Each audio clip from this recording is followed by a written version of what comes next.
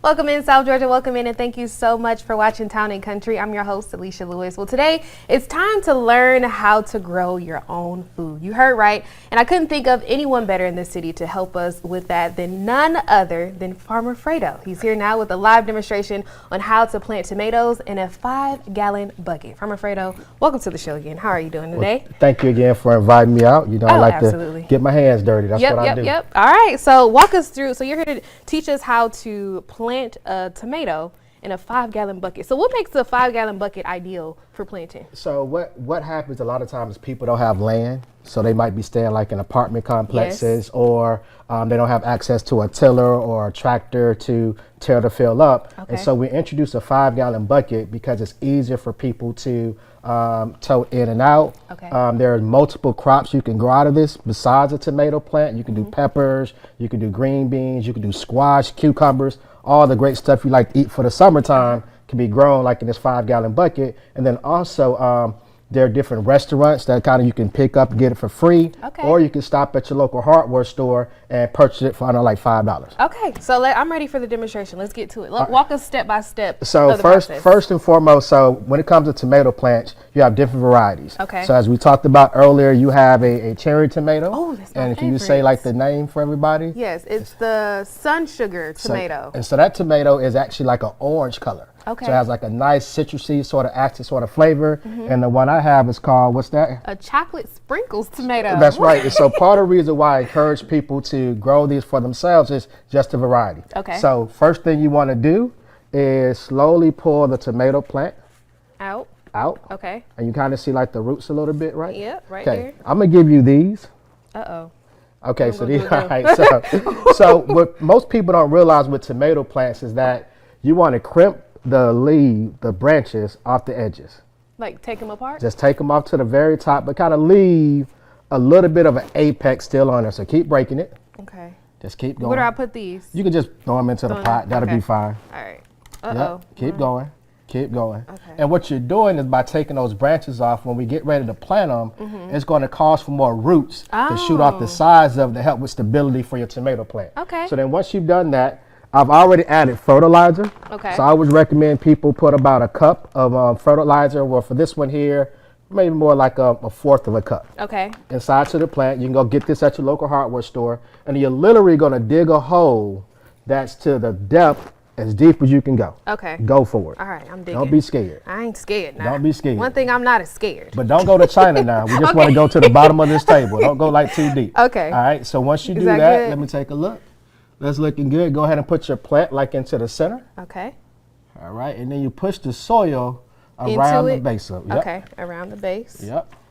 All right. And I'll be doing the same thing. Now, with how some. often should you water these? So on average in the container gardens, I always recommend a minimum of every 2 to 3 days. Okay. And the main reason being is that the bucket or the raised bed is going to get a lot hotter than the soil that you have outside. So No. every 2 to 3 days. Okay. And my rule of thumb is something my grandfather kind of told me. It's like I can actually just pick up the soil, and if I'm able like to ball it up and it kind of holds like a sponge, Yeah. then it's good. Now if Okay. I pick it up and it crumbles like this, it lets me know I need a little bit of water. And if Okay. I pick it up and water rings out of it, that's too much water, so I just let it just sit for a while. Okay, now tell me this, Farmer Fredo. What are some common mistakes beginners make when planting tomatoes in a bucket? So first mistake they do is they don't put holes in the bottom of the bucket. So if you See, kind I of didn't look even at see this, that. you have holes on the sides and also the bottom. And that's Okay. to help with drainage. You don't want to have your roots sit in water. It can suffocate the plant and kill it off. So that's mistake number one. The second mistake people do is that they do not fertilize enough. So what they might do is just fertilize at the very beginning and then think it's going to grow. So like I tell people, taking care of your plant is like taking care of your children. You have to feed it every day as Yeah. they grow and continue. Same thing happens with your plant. So on average, our recommendation for the bucket is every 2 to 3 weeks to make sure you like just fertilize on a regular basis. Okay. Third thing is they don't water it enough. Oh. So sometimes they might just water it. They're not paying attention to like the weather forecast and not seeing if there's going to be 7 days or 8 days of rain. And on average, a tomato plant needs about 1 to 1.5 inches of water every week. Okay. And so that's just a good, like I tell most people, in our raised garden boxes, throwing your favorite Anita Baker, Luther Vandross song. You talking my language water now. into the garden, and it pops up and stuff like that. Okay. And the second thing that they don't do is that they don't have like a technique to handle like bugs and pests. So one of the big pests for tomatoes is one called tomato hornworm. So it looks like a green caterpillar with like little spiky horns and stuff on it. Okay. And so there are products that you can go purchase that are already mixed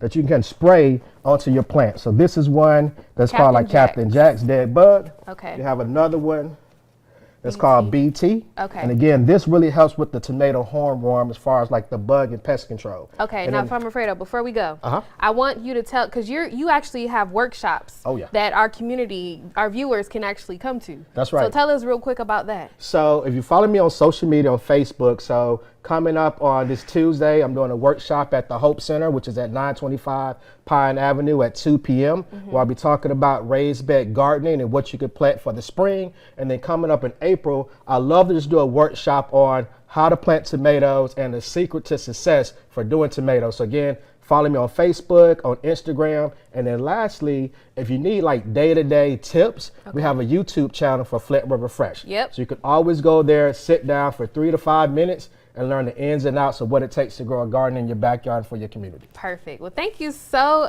much. I know we kind of ran out of time. Don't forget the water. I know, but we running out of time. So I was just saying we had to, get that plug in real quick. But yes, obviously we have to water the tomato plant, or it's not gonna grow at all. It's not gonna grow. Just remember that. Right. Just water and sunlight, photosynthesis is there for a reason. All right. Perfect. Well, thank you so much again for joining us here. Thank you. This was so fun. All right, we're gonna take a quick break, but coming up the weekend.